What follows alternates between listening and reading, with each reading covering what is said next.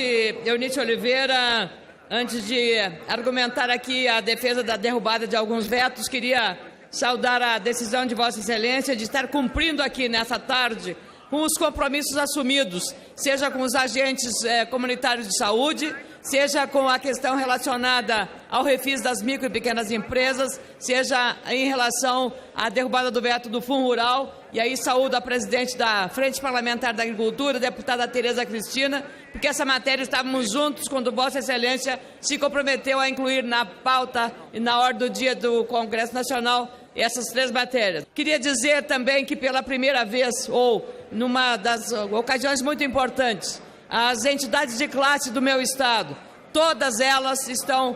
manifestando através de anúncios na imprensa do Rio Grande do Sul,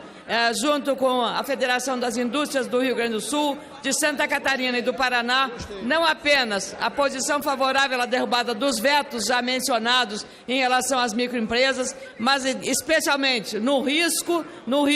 que corre o setor produtivo, especialmente aquele empregador de mão de obra, com a possibilidade da reoneração da folha de pessoal. Isso é um desserviço ao setor que vem agora respirando um pouco mais, numa retomada do crescimento econômico, com menor taxa de juros, com inflação baixa. Então eu queria chamar a atenção para endossar o movimento das entidades de classe do Rio Grande do Sul, Federação das Indústrias, a FARSUL, a Federação da Agricultura do Rio Grande do Sul, a Fiesc de Santa Catarina, a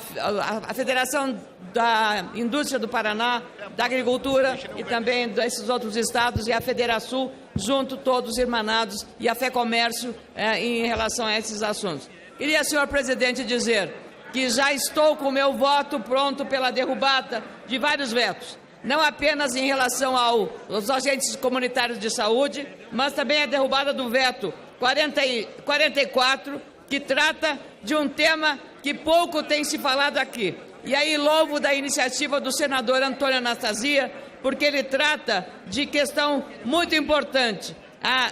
transformação para o deslocamento do eixo do debate envolvendo pautas remuneratórias de organização das carreiras dos servidores públicos, um tema sempre que suscita uma litigância entre os agentes públicos, que deixarão de ser travados no âmbito das milhares de ações judiciais e passarão a ocupar as mesas permanentes e emergenciais de negociação. O servidor e o Estado administrador passarão a ser os protagonistas e os responsáveis pela solução dos seus conflitos, não mais o Estado juiz, mas a negociação. E aí vale para os municípios, para os estados e para a União. Então, ao saudar a iniciativa do senador Antônio Anastasia, vou votar pela derrubada deste veto, que trata exatamente dessa matéria, que é o veto 44, que trata da questão relacionada às normas para a negociação coletiva na administração pública direta, nas autarquias e nas demais fundações públicas dos poderes da União, dos estados, do Distrito Federal e dos municípios. Também já votei pela derrubada do veto 46, que trata de impor uma reoneração inaceitável ao calcário agrícola, porque para a correção do solo, toda a agricultura brasileira depende desse insumo fundamental. E criar uma oneração é um prejuízo à produção agropecuária, não só para o conjunto da produção, mas é também para os produtores. Veto 46 pela derrubada, veto 47 da mesma fórmula. Está aqui agora essa campanha, sou favorável à derrubada deste veto. Se ele não for derrubado, a pretensão de aumento das penas para o crime do trânsito cometido por pessoas que ingerirem bebidas alcoólicas ou outras substâncias psicoativas restará